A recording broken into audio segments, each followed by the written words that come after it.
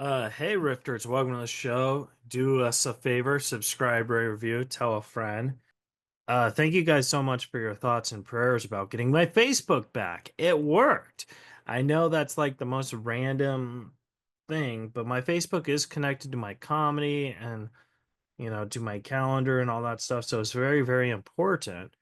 And I know I kind of went overboard on it on Twitter and Instagram and TikTok. So thank you guys so much. It worked. If you're having trouble with your Facebook account, I'm more than happy to share my secret on how I got it back. Just send me a DM on one of the social medias, and I'll give you some thoughtful, good advice. Now, back to the show. We got a great guest. I'm very excited. I've been wanting to get this guy for a long time. He's in one of my favorite movies, Love Potion Number Nine, which I think is one of the best romantic comedies ever. And now, when people watch it, like with this day and age, they kind of think maybe it's, you know, maybe not with the tone or whatever. But you got to keep in mind the tone was back then, and that's the one thing I don't like about like storytelling is people's opinions try and ruin the story on how it was told or whatever. But I think it's a great movie. You should check it out. You've also seen him in the OC. You've seen him in Argo. You've seen him in Damages. He was the voice of Hercules, and of course the great Love Potion Number Nine. And it's gonna be great. The great Tate Donovan is here via Zoom, and it's gonna be fantastic. So subscribe, rate, review, tell a friend. Follow us. You could book me on Cameo, keithreza.com for all the website details and all that stuff. And thank you guys so much again for all your thoughts and prayers over a social media thing, which now that I think about it, it seems kind of silly that I said that. But thank you guys so much. All right, guys, enjoy Reza Rifts with Tate Donovan coming up next.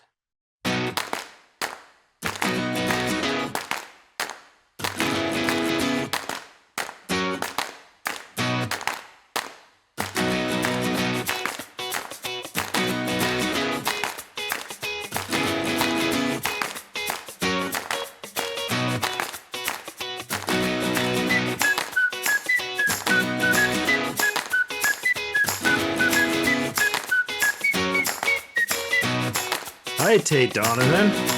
How's it going, man? Good. Thank you so much for doing this. I'm psyched. I'm psyched. I was a huge fan of your letter, your Oh, email inviting me. oh, why, thank you. Yeah. Uh, Speaking of letter, I just want to give you a heads up. I swear to God, I paid my internet bill, but my last interview it went back and forth. So if I leave, I will come back. Okay, good. Uh, but That's no, good to this know. this is so great. My friend Jeffrey Blake told me to tell you hi.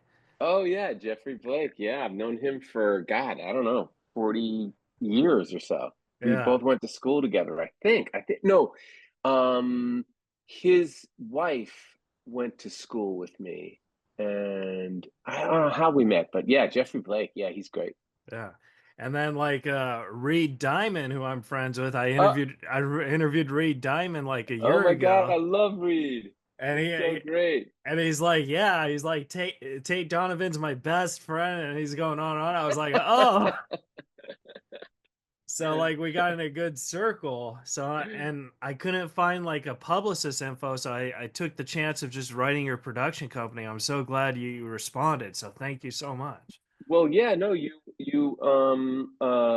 reached out to a guy. I direct commercials every once in a while, and he's the producer of those commercials. So but the thing about your letter that really drew me to you was the sentence at the end of the letter where you said, um, hey, if you don't want to do this, that's fine. You won't hurt my feelings. Just let me know in a couple of days whether you want to be on my podcast or not. Yeah. And I thought, you know, that is the best, that is the greatest sentence I've ever read in a show, because that is my biggest problem with show business in general is that especially since the pandemic and there's no in-person meetings. Yeah. You every time I audition or I have a meeting, uh, nobody gets back to you. They just don't get back to you, you know? It's terrible. And like for It's me, so hard. It's so hard to be ghosted like that emotionally, you know? yeah, well, for me, it's like because I have a form of autism called Asperger's syndrome, so I don't see social cues very well. So like when I don't know like if I send it, if it's been received or whatever, and Right. I know like I know it's kind of like baseball where you're not gonna hit home runs every time, but just let me know and my feelings won't Yeah. get hurt. So it's like Yeah. I think it's so great. I mean, everyone shares, must have Asperger's or whatever, because like everyone feels the same thing. Like it hurts to be just ghosted and like just say, hey, I got your thing. I don't want to be on, like, hey, thank you for auditioning. You didn't get the role, whatever. It's just like, just let us know, yeah. And I just really appreciated your honesty about that whole thing. And I was like, oh, I got to meet this dude. Well, thank you for saying yes. I mean, the worst no I got from Joe Pesci, and I don't even know if it was like Joe saying this or if it's published or whatever, but they're like Joe Pesci is too big for Keith Reza. I was like, Uh, oh, that's that's pretty a cool, little, man. yeah, Yeah. but I was like, that's kind of very egoistic, you know what I mean? Like, It is, but at least you know where he stands. yeah, You yeah. you learn something from the guy, Exactly. Well, so thank you so much. I kind of go back and forth a little, so if I go through the time loop a little, I apologize. No But worries. I'm a huge fan of yours because I saw this movie called Little Noises, and you were Oh with wow. Christopher Glover, and Oh gosh, yeah. Yeah. yeah, and it's a movie that I think because like how it was filmed, it looks like it was filmed like on a 70s camcorder or whatever, but it's really cool and it's really interesting. And the thing that I loved about your character is because the guy steals poems and stuff and he's reading them to you, and you're like, oh, there's no tribes in the Atlantic, and I thought that was the funniest thing in the world. I don't remember. I kind of vaguely remember this movie. It's so funny that I should look it up again. I can't remember it. I can't remember what I played. I remember Crispin Glover was just an amazing character and very interesting human being. Yeah. Yeah, who else was in it? I gotta look it up. Hold on, I know let me look it up. I know Glover was in it. I haven't seen it in a while, but I just remember it was one of my favorite movies. But you played like the guy he was trying to sell the poems to or get published and stuff. Huh. All right, I'm gonna look it up. Sorry, this is But it not was very riveting. no, but it was just so funny because he's all lying about his career and you're just like catching him in every single lie. Oh, It's just really? so great. Oh, Tatum O'Neal. Yes, right. We Uh, shot that in um yeah, right. Oh gosh, that's amazing. We shot that in New York a long time ago. yeah. Oh, Jane Spencer was in it. Oh, right, right. She was the director. Yeah, that's hilarious. I should look it up again. It's been a long time. Little Noises. Oh well. Is it It's a, hard for you to watch like your old stuff or like are you kind of like once you film it you're like, ah, it's done. I usually don't watch my old stuff, but as you get older, it comes across or whatever, and it's funny, as the years go by, you are way more forgiving of yourself. Like when you're a kid and you just first see it, you're like, oh God, I look terrible, or oh, blah blah blah blah blah. You just sort of see the mistakes, or maybe it was a not a fun experience, and so you just remember the fun experience. But as the years go by, you just go, oh my God, look at that! Look how young I used. I used to be so handsome. Oh, I'm a You're pretty good you're actor. That's nice. you're still You're pretty very handsome, forgiving. Tate. Oh, thanks, man. Thank Yeah. you. So are you. So are you. Oh, well, thank you, thank you. I have to wear a hat and these blue screen glasses because like I have Asperger's, so I'm very sensitive to light and stuff. Uh-huh, uh-huh. So the hat protects the light, and then the blue screen like protects the blue screen on the computer. So it's like, Nice. Well, you're still good looking behind that the hat and the blue screen glasses. oh, I thank you. I You're wish I pulling could it tell. off. I wish I could tell that to like all the auditions I go to. I say I'm actually good looking, but I have to wear.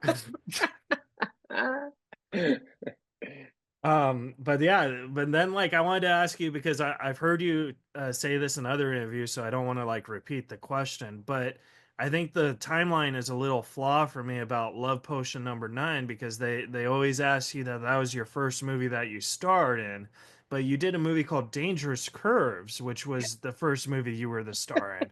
So I was wondering which one did you film first, and like Oh, that's hilarious. did it give you like anxiety because you know you're the main star?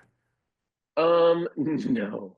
Um, I'm trying to think. I think Space Camp was a starring role, wasn't that? And that was that. I think that was but I also had done like some television movies of the week where I starred in this ridiculous movie called North Beach and Rawhide with me and William Shatner starred in it in 19 like 85 or something like that. But at any Oh, rate, um, uh, yeah. So what was the movie you asked me about? oh, Dangerous Curves because I Oh my thought that God, was your Dangerous Curves I thought that was your is first. fantastic movie. It's such a bad movie that I thought it was that great. Robert Klein, you. I mean, yeah, I know. And Grant Heslov, who's one of my best friends and who went on to win an Oscar for Argo, and he's a huge producer now. He's yeah. got a big play on Broadway right now. But at any rate, while we're filming Dangerous Curves, right? We went down to San Diego, and my buddy and I, my best friend and I, go down, and we're the two leads of this movie. We were in heaven, and they fire the director after the first week, Whoa. and they don't hire another director. There's no director, Yeah. and we just keep filming. So the director of photography will sets up a camera, and we're like, okay, we'll just do the action here, and we'll and you'll put the camera there, and then we'll just go and we'll just do it. And I think the assistant director yelled action and cut, and we shot for like most of the film with no director. It was one of the craziest things I've ever seen in my entire life. Yeah. How did you have an interest in directing back then? Because how cool would that have been if you just said, "All right, I'm gonna step in." Well, it was kind of funny. Yeah, it's yeah. I've always been a kind of actor who's always been like curious about the other side of the camera. And when I work, I'm always hanging out by. I don't hang out in my trailer or anything. I'm always on set, watching other people's scenes and looking at monitors and talking to the crew and the director. So I've always been that kind of guy. And so actually, that film actually was a lot of fun for us because we got to sort of direct it, sort of my first chance at that. Oh my God, that's so cool. And then you did Love Potion number 9. Yes, All right. but many years later. But yes, yes, yeah. Yeah. Love Potion number 9, I think is one of the best romantic comedies in the world. And Oh, awesome. yeah. And I had a couple questions because I know it's like nowadays it's a film that people are kind of like, you know what I mean? Like they it's still funny, but they're like the ooh, a potion to change, you know what I mean? But it's Right. like It's a little cringy for people. Yeah, yeah, but like, yeah. see, I feel like when people are like that, it's like you got to just accept the story for how the story is because it was made in the '90s. Like that was the humor of the '90s. Like it wasn't made to offend anybody. You know what I mean? Yeah, yeah, but it's okay that, I mean, times change and it's okay to look back at a story and go, "Hey, that's not cool." You know. It's yeah, I mean, it's good that we're evolving in that stuff, and yeah, that's fine with me if it's dated. Let's Yeah. just put it that way. Well, so here's my two Love Potion number 9 questions. Question number 1. If Sandra Bullock chose the other guy, did you ever think to yourself, hey, at least I could go back to Rebecca Staub? Yeah, I mean, I was pretty good. Yeah. Who was the actor that she was gonna go out? Dale, what was his name? Oh, It anyway, was he was. yeah. Yeah, yeah. Um, yeah, sure, sure. Yeah, either one. But Sandy was a lot of fun. She was really fun to work with. She's really Yeah. as good as it gets when it comes to working team partners and stuff like that. Now, did you like because I know the script, but did you like ever improv certain lines? Like, did Dell give you that advantage or no?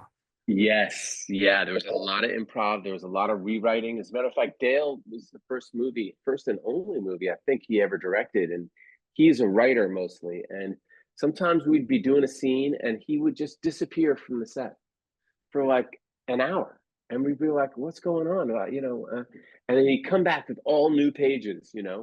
and we'd be like, oh, okay, well, you could have just given us notes, we don't have to rewrite the whole scene.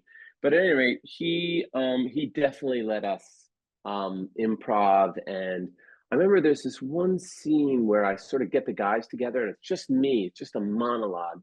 And he's like, all right, you've got to like encapsulate what you're going to do, set up this plan, and blah, blah, blah, blah, blah. And I'm just going to put the camera on you and just go. And you got to hit this beat and that beat and that beat. And so I sort of improv almost that entire scene.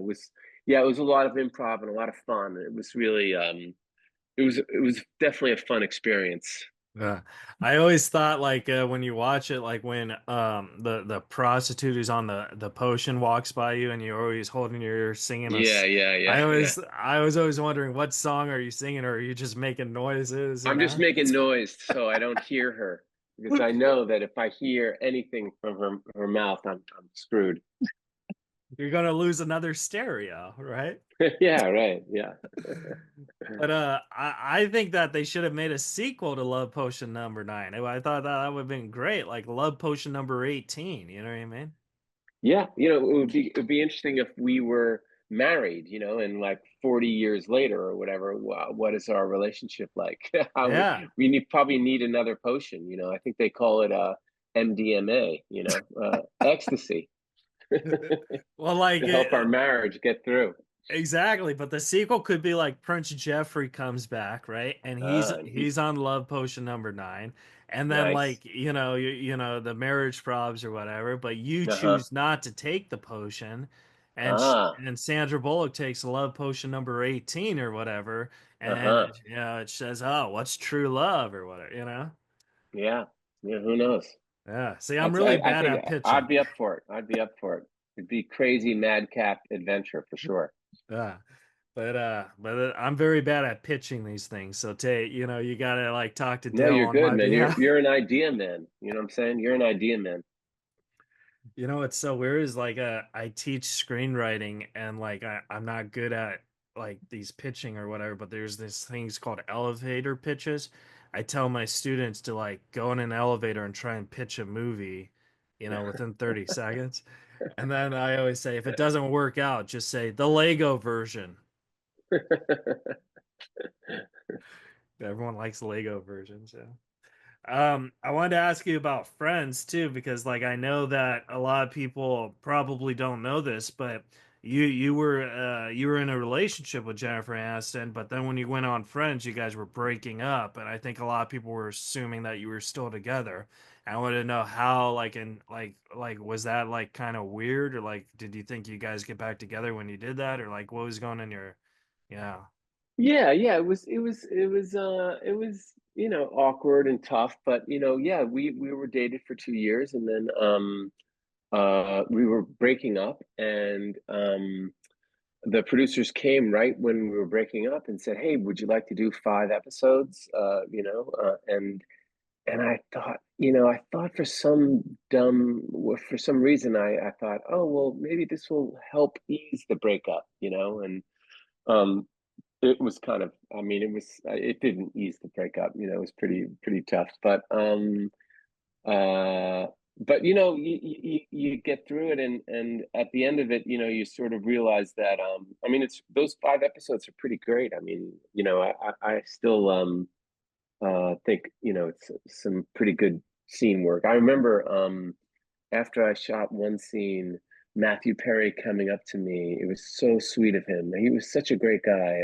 I just am so saddened that he's no longer with us. But he came up to us and he's like, that scene, that scene is everything that Friends should be. That was one of the best acted, great scenes we've ever done. And I was like, wow, thank you so much. Because I mean, he's amazing on that show. And Yeah. to have that coming from him, that was amazing. Yeah, that whole Matthew Perry thing is just so scary. Like I don't know really all the facts, so like I don't want to give out like, information I don't know. But Yeah. what I've heard is like it was his assistant that did it. And I was like, "Holy Lord, that's very scary." You know what I mean? We're like, Yeah, I don't know. I don't know anything about that scene yeah, at all either. And yeah, it's just tragic, really. It's just mostly tragic because he was a really bright, funny, and warm guy. yeah. So he was your favorite friend, huh? He kind of was. Yeah, yeah, he kind of was. Yeah. And then I wanted to jump to damages where like that show was so fan you were so great on that, and I wanted to know like how, because you also directed some episodes on that, so I wanted to like how did you get that job too, where and is it hard like directing yourself? Yeah, well, um, I had directed for the first time on the OC, and then that shows. I left the OC and auditioned for Damages and got that, and so they knew right off the bat that I was interested in directing as well, and so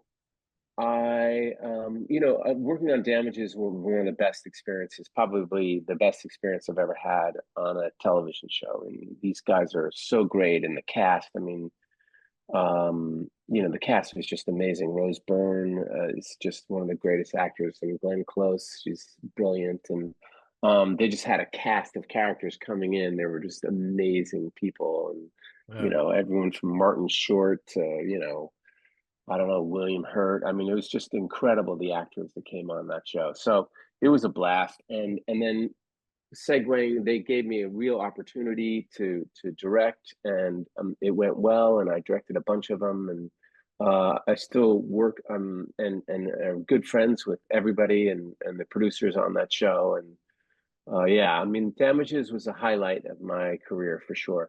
Yeah, it was so you were so great in it. It was Oh, so thanks, man. Thank you. yeah. Yeah, I mean, it's like you're like, especially on Damages, like that's the show. Like when you watch it, you're like, oh, I'm rooting, for you, on everything. You know what I mean? Oh, And good, good. yeah, but I think like that's what's the cool thing about an actor like you too, is because like everything you're in, it's you're even in the OC where like I would say your character is probably like a bad dad or whatever, but you're still a likable dad where it's like, oh, maybe I want him to be my dad, and then you realize maybe you don't. You know what I mean? Like,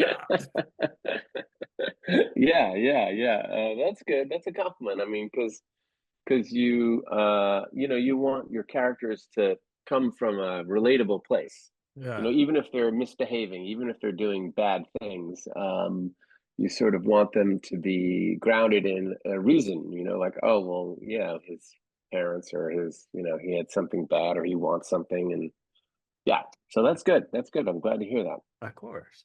And then Thank you. yeah, and then we got to talk about Hercules. Hercules is Oh so yeah. fantastic. And Oh cool. I wanted to know like because you also reprise it for all the video games and the TV shows and stuff. Hmm. But like they've never actually done a sequel to the movie, and I think like they that they should, you know what I mean? And I wanted to I think know. so too. Yeah, yeah. I know. I'm kind of surprised, but yeah. I mean, Hercules just really stands up. I think. I mean, I hadn't seen it for a long, long, long time, and then I did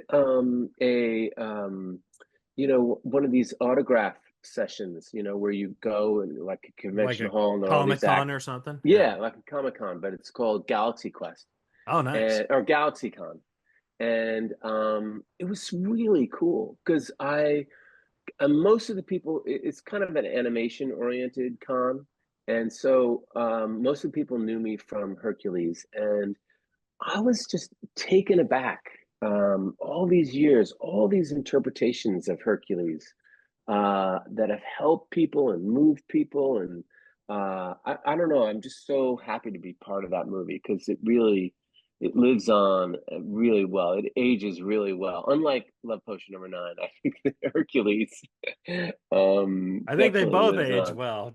Yeah, okay. All right, good. We'll take it. But I wanted to ask you about Hercules because like maybe this is just like me going like deep theory on this.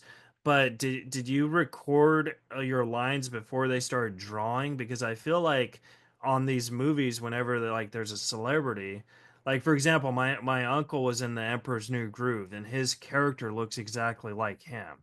So Uh-huh, yeah. I was thinking maybe they kind of do that on the actor they cast. They do. Back at least back in the day that they used to, Hercules is really the last sort of fully hand drawn Disney animated feature. Yeah. Ever the only character the first time they used computers was the Hydra. The Hydra that Hercules fights. That was done with computers. But everything else was just hand drawn. And so when you're recording, which you were right, you're totally right. They record you first, Yeah. and then they animate it, and they also record you, like videotape you, so the animators can look at your mouth and your facial expressions and how you turn your head or something like that to give it that sort of sense. But I think Hercules only looks like me in the body, really. They got some Tate in it, like the smile. No, no, they do. Yeah, Yeah, yeah. He yeah, looks a little bit like me. I'll take it. I'll take it. yeah. He's a very handsome dude. Now, how hard is it? Because I do know this because I've done some recording stuff, but like I've never met anyone I've recorded stuff with. Does that make sense? So Yeah, like yeah, if I'm doing a scene with like yeah, Joe Pesci or whatever, I've never yeah. met, you know what I mean? So like Yeah, how yeah, it's hard is crazy. that? How hard is that for It's you? it's just it's crazy. Yeah, I mean, I met James Woods, I met Danny DeVito at the premiere. Yeah. And they were like my best friends in the movie and the bad guy. Um yeah, so there was one time where Susan Egan and I, she plays Meg, Mhm. we got together. They sort of put us in a booth together. It was after the date we'd been on, and we just sort of like improv some stuff, and they had some stuff written, and it was really fun. It was really great that they sort of let us be together, because other than that, yeah, it's a pretty lonely experience, and you're just like, what am I doing? I'm like pretending I'm fighting some, Hydra or some, Cyclops, and it's just like this is not for a grown man. Now, how many times did you get a chance to like re-record like your scenes and stuff? Because I'm sure it's like with the movie you could always like re-film stuff, but is it like with you, is it just a read once and then they say, okay, we didn't like that take, or like did you just do one take? No, yeah, you do a bunch of takes. They're like, hey, so you're by a stream and you're fighting this thing, and Phil's right there, and you sort of say the lines, and they're like, okay, let's try it again, but this time, you've just been thrown in the water, so take a glass of water and say the lines with the water in your mouth, and like, so yeah, they throw a bunch of ideas at you, and you spend all day, just sort of doing these scenes, and you do it a thousand different ways. And then the editors come in and they figure out the best takes, and then the animators come in and watch your face and draw it. And I very rarely had to come back in. I don't actually remember ever having to come back in and redo something. They pretty much get it every which way but loose when you're there. Yeah. Well, for Hercules too, you could probably just do it at the luxury of your home, with like kind of like I this, know. Yeah, I right? know. We have recording booths in our homes now. Yeah, it's crazy. That would be so great. And then I wanted to ask you about Argo because Argo is like, I don't know, one of the best movies ever, and I wanted to Yeah. know like how was that experience to get that? Like, did you know it was gonna be like because it's also like a very risky subject too, especially in the Yeah. times. You know what I mean? Yeah. No, we did not know that it was going to be a big hit. As a matter of Yeah. fact, we thought it was going to be like I don't know, movies about the Middle East, and it was a topic that America really doesn't like to talk too much about. This sort of hostage crisis, and I don't think anybody thought it was going to be a big hit. I knew it was going to be a good movie because the people on it were amazing, the cast, and Ben was just so good to work with, and his the cameraman, the director of photography was brilliant, and they worked well together, and just everybody, wardrobe. I mean, I had a wardrobe fitting that was like one of the best acting classes I've ever been to in my entire life. I mean, the wardrobe designer knew so much about my character, and we got to talk to the real people, who lived through this. Yeah, it was definitely a highlight. Like for film, Argo, Damages, television, and Hercules animation. Those are the top three Yeah. experiences in my life. And have you like between you and me and all the rifters, the listeners, have you ever like kind of taken like something from the set of these films? Like, oh, I loved this shirt. I'm going to not Oh give it yeah, the oh yeah. We actors try to do that every time you work. Every time you work, you're trying to steal the wardrobe. Yeah. Something. Sometimes it's just a pair of socks. Because you don't have any clean socks left, and so you're Right. like, I need a pair of socks. But yeah, there's definitely. I don't think I stole any wardrobe though from Argo because I don't know. I don't generally wear ascots.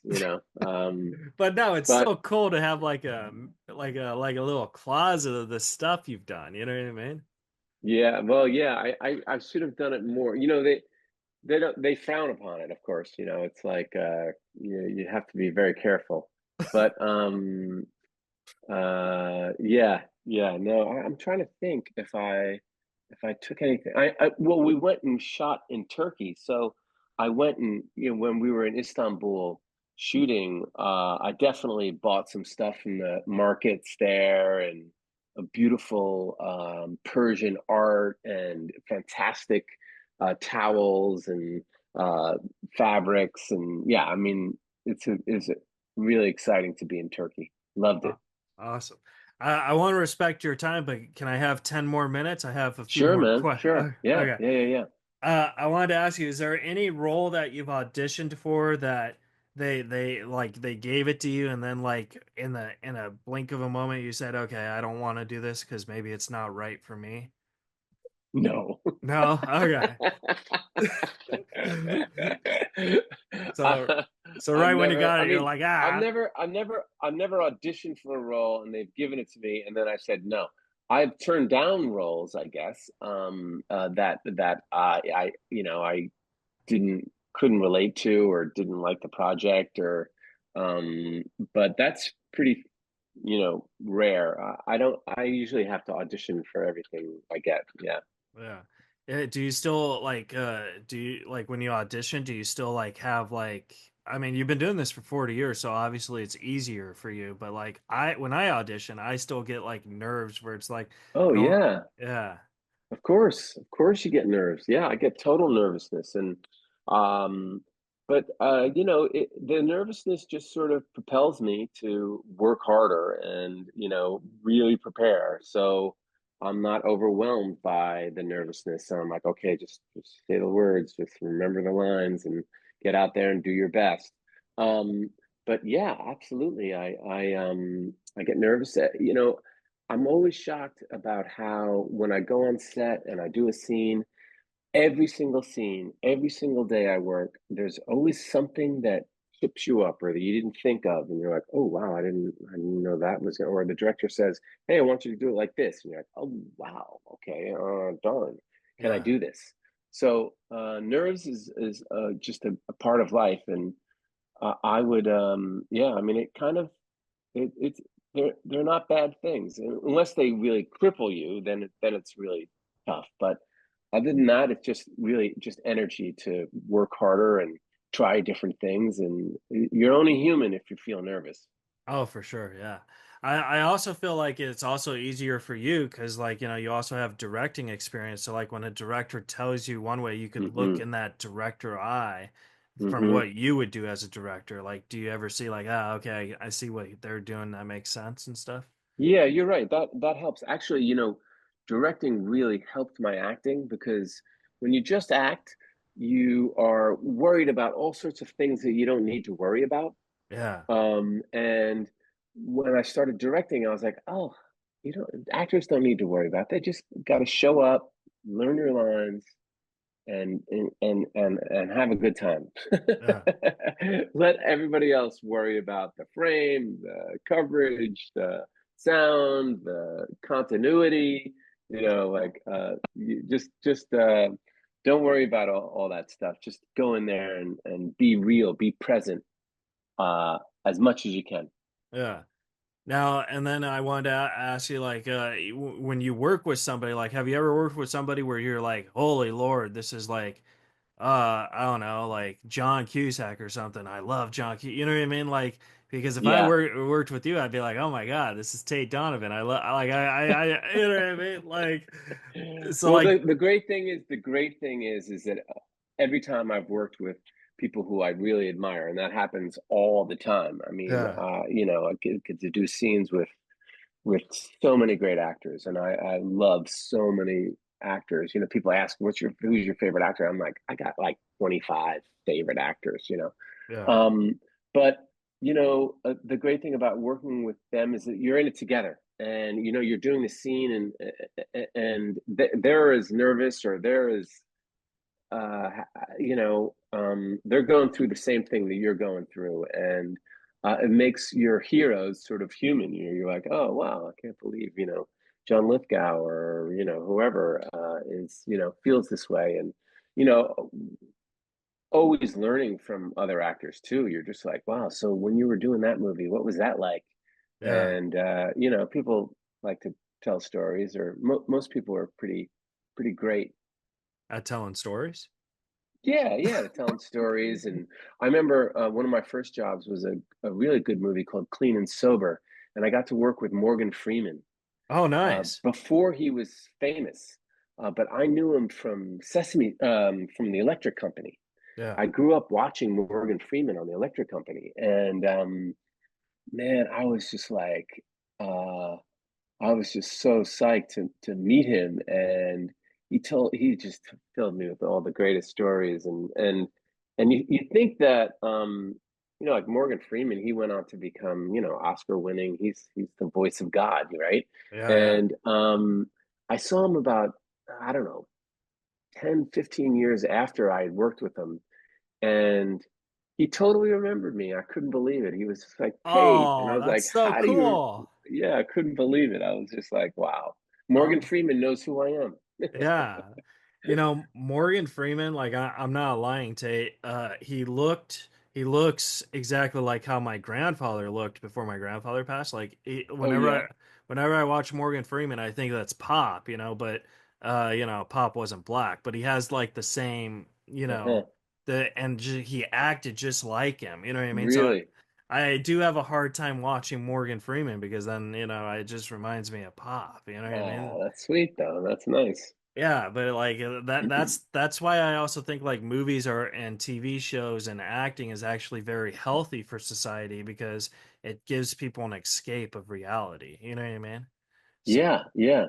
And it gives people an escape, and yet they can really feel compassion for themselves and for other people. It's kind of a great switch. You can like really learn about life and learn about other human beings by completely forgetting about yourself, or you can learn about yourself by completely forgetting about yourself, and exactly. getting caught up in a story and other people. And you're like, I relate to that, Princess of Arabia. You're like, what?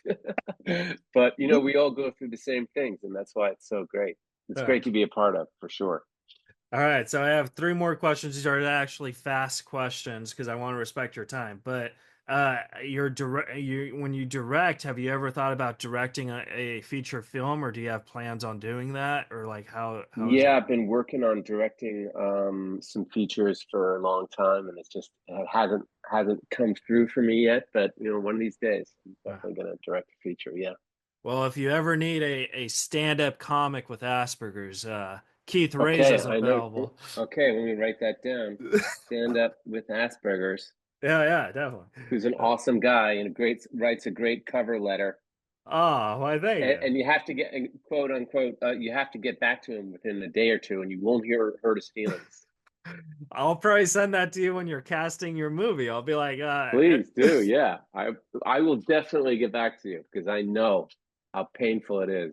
uh, and then this has nothing to do with your career or anything, but I'm just curious about your thoughts because I was watching the TV and the Egypt pyramids were on, and we don't know how really they were made. So I was wondering, how does Tate Donovan feel like these people made these things? Um, I don't know. I didn't they sort of like develop some sort of pulley system or something like that? No, I guess they didn't. No, no, Well, I don't know. that's a theory they had, but I mean, Yeah, yeah. yeah, I don't know. It's a great mystery, and isn't it wonderful that they're still around and that we still don't know? Like how much we don't know is amazing. You know, yeah. we think we're so smart and we have it all figured out, but there's so much we don't know. It's crazy. Yeah. I was watching this documentary and I had this weird theory. And so like here's my theory, Tate. Okay, what's your I, theory? I have this theory that in like 4,000, 5,000 years from now, right? Yeah, Jump forward, you know what I mean? yeah. They made these time machines, right? Okay. And everyone in this timeline is like, "Hey, let's go back in time and build a whole bunch of shit and fuck with the entire world." So, So they're confused and feel humble the whole time that they don't know anything and they can't figure it exactly. out.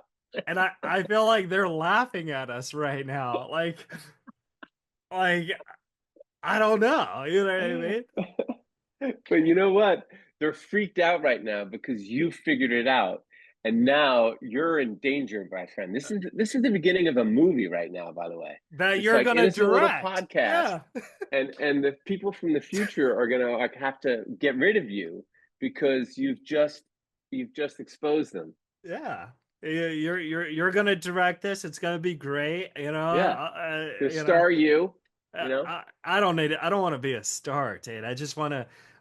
You've got to star you, man. Come on, you're Yeah. the perfect lead for it. You're number one. Oh, I thank you. I appreciate that. I feel like I'm a character guy, not really a star, though. You know what I You mean? never know, man. You never Yeah. know.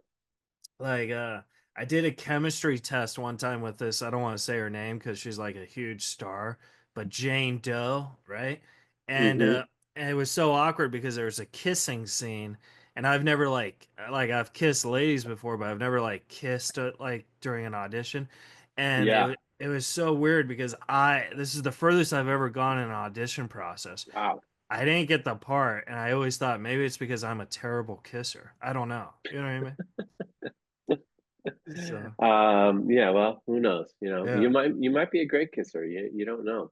yeah. Or she's the worst, or they went with her because it's Jane Doe. You know what I mean? Yeah. Well, yeah. Uh, but okay. So my last question for you, Tate, is if you speaking of time machines, if you could go into a time machine and talk to a younger version of yourself, knowing Oh. everything you know now, and you only Mm-hmm. have like 20 seconds, what would you tell yourself? Mm. 20 seconds. Um, Gosh, what would I say? I don't know if I'd say anything really. I mean, what do you tell a young person? I mean, they gotta learn, everyone's gotta learn it for themselves. But uh, you did good, and you messed up a couple of times. All right, nice. That's good advice. I'm so glad you said that and you didn't say, "Hey Tate, this is Tate Donovan from the future. If this kid named Keith Reza asks you to do his podcast, say no." Yeah, that's right. You might have to wait a couple, decades, but definitely say no. I'll be Yeah. like, okay, all right, I'll write that down. I see you're wearing a Lakers shirt. Who's your favorite Laker of all time? Well, Kobe Bryant, was always my favorite, but I loved. Well, I first got into the Lakers when I was a little kid with Wilt Chamberlain. Yeah. I was like 10 when Wilt Chamberlain was playing for them. And I was living in New Jersey. So it was like, I got picked on, because I like the Lakers rather than the Knicks or, and yeah, and then I came to college here and I love Magic Johnson and Kareem Abdul-Jabbar and Worthy. Yeah, so I'm a big Lakers fan. Yeah, they're great. They're Yeah. great. My favorite Laker was Eddie Jones. Eddie Jones, which one is he? Oh, he doesn't play anymore, but Yeah, I know, but when did he play? he played with the Lakers probably 93 to 1999. He got traded on Hmm. March 10th, 1999 for Glenn Whoa, Rice. Yeah, wow. I know You know that. your stuff. Well, I know that because that was the day I was diagnosed with Asperger's because like for Christmas, my family's very, very poor and we got like Laker tickets, right, Wow. to watch them in April. So I was all Uh-huh. excited because we were going to go see Eddie Jones. And then I was diagnosed on March 10th. And I remember like they had like the newspapers, like because they didn't have phones or whatever, but they had like Yeah. those, and it said Jones traded. I just started Oh no. crying. I was like crying. And and my Oh dad's my God. my dad's like, "Oh, don't worry about, it's fine. You're still, we still love you." I was like, "No, but the Lakers just trade Eddie Jones." And it just haunted me because it was Oh my like God. because as a kid, that's like the worst thing when you see your hero, especially Yeah. when you don't understand business or whatever. Yeah, and you were just about to see him too. Yeah, it's like why couldn't Oh they my trade him in God. this season? You know what I mean? Oh my God, that's terrible. I'm so sorry, man. Uh, Why was he your favorite player? I just liked his hustle and how he dunked and how he shot threes. Like if I'm being honest with you, he was probably Kobe Bryant before Kobe Bryant. Like Uh-huh. if he took more shots, he could have probably been at that same level. But Uh-huh. he just I like guys who have a lot of heart, you know what I mean? Because it kind of Yeah. reminds me of me in a way. Yeah. Oh yeah, that's sweet. That's Yeah. great. You do. You do have a lot of heart. Yeah. Well, Tate, where can the folks at home follow and support you? You got Instagram, Twitter, Yeah, I'm on Cameo. Instagram. Is it T8 Dono? I think it's T8 Dono. Yeah, you can follow me on Instagram and yeah. Yeah, coming out in a movie next year called Crime 101 Oh, with nice. Mark Ruffalo and Chris Hemsworth and Halle Berry. And I'm going to be in Orlando at another GalaxyCon, signing August 8th through 10th. So if you want to come and hang out and meet me, and uh, I'll see you in Orlando. You know what I'm saying? All right. Well, Tate, thank you so much for spending time with me. I really appreciate it. And thank Yeah, you. Keith. Yeah, it was really fun to meet you, man. It was really great. It's really great. You're really good at your job. Oh, well, if you're ever in Los Angeles, come see me do stand up. I'll buy you a ticket and you Oh won't yeah, have. where do you do stand up? I'm doing the Ice House on Thursday, but I used to tour with Norm Macdonald, and then Oh really? yeah, and then when he passed, I'm having a hard time getting work, but I mean, I Uh, still do it. You know what I mean? okay. All right. I'll keep a lookout for you. All right, All Tate. right, Well, man. just remind me, and I got you covered. Drinks all Awesome. night. Yeah, Oh well, wow. Okay. All yeah. right. We'll party. We'll hang out. That'd be great. That'd be All right. great. All right, Tate. Well, have a beautiful day and thank you so much. Thanks, man. I'll All see right. you. All right. All right. That was the episode with Tate Donovan. Subscribe, rate, review, and we'll see you guys next week on Reza Rifts.